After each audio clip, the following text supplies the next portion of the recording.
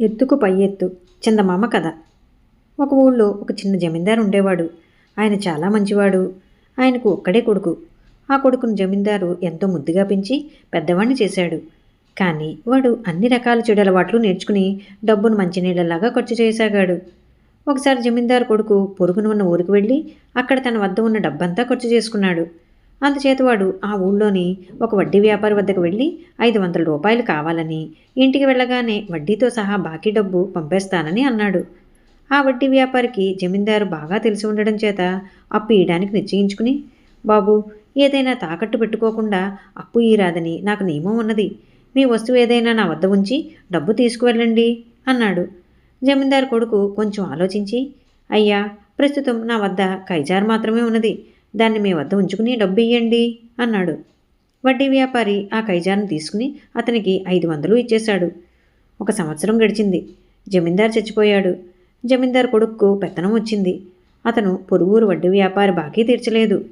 ఆ బాకీ మంచిగా వసూలు కాదని, దాన్ని యుక్తిగా వసూలు చేసుకోవాలని వడ్డీ వ్యాపారి నిర్ణయించుకున్నాడు. వడ్డీ వ్యాపారి ఉండే ఊరి చాకలే జమీందారు గారికి బట్టలు ఉతుకుతాడు. వడ్డీ వ్యాపారికి కూడా వాడే చాకలి. ఒకనాడు వడ్డీ వ్యాపారి చాకలికి బట్టలు వేస్తూ, పోయిన జమీందారు గారి అబ్బాయి తన కైజారు కుదువు పెట్టి నా దగ్గర అప్పు తీసుకున్నాడు. ఆ కైజారు ఏమైందో కనిపించడం లేదు.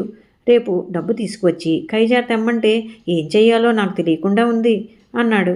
ఆ చాకలి మన్నాడే జమీందారు గారి ఇంటికి వెళ్ళి జమీందారు కొడుకుతో ఈ సంగతి కాస్తా చెప్పేశాడు. ఈ మాట విని జమీందారు కొడుకు చాలా సంతోషించాడు. అతను బాకీ 500, వడ్డీ కింద మరి 200 చేతపుచ్చుకుని వడ్డీ వ్యాపారింటికి వచ్చాడు. వ్యాపారి అతనికి కూర్చోవడానికి కుర్చీ వేసి మర్యాద చేశాడు. కూర్చునే వ్యవధి లేదు, నేను త్వరగా వెళ్ళాలి. బాకీ తీర్చి కైజారు పట్టుకుపోదామని వచ్చాను అన్నాడు జమీందారు కొడుకు. కైజారా అన్నాడు వ్యాపారి తనకు గుర్తు రానట్టు. అవును, కైజారే. అది మా తాతతండ్రుల నాటిది, మా గౌరవానికి చిహ్నం. అది కానీ పోయిందంటే 10,000 రూపాయలు నీ వద్ద వసూలు చేస్తాను అన్నాడు జమీందారు కొడుకు.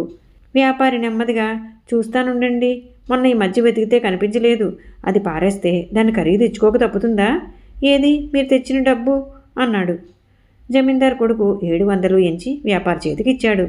వ్యాపారి లోపలికి వెళ్ళి కైజారు తెచ్చి అతనికి ఇచ్చేశాడు. జమీందారు కొడుకు ముఖం మార్చుకుని ఇంటికి తిరిగి వెళ్ళిపోయాడు. ఈ కథ మీకు నచ్చినట్లయితే లైక్ చేయండి, షేర్ చేయండి. మరిన్ని మంచి కథల కోసం మా సంపత్ ఛానల్ని సబ్స్క్రైబ్ చేసుకోండి.